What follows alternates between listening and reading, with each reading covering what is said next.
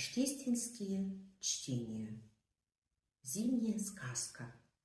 Автор Андрей Усачев читает Афи. Тихо-тихо, сказку напевая, проплывает в сумерках зима. Теплым одеялом укрывает землю и деревья, и дома. Над полями легкий снег кружится, словно звезды падают с небес. Опустив мохнатые ресницы, дремлет в тишине дремучий лес. Спят на елках золотые совы в сказочном сиянии луны. На опушке леса спят сугробы, как большие белые слоны.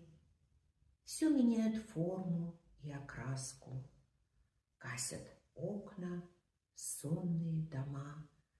И зима, рассказывая сказку, засыпает медленно сама.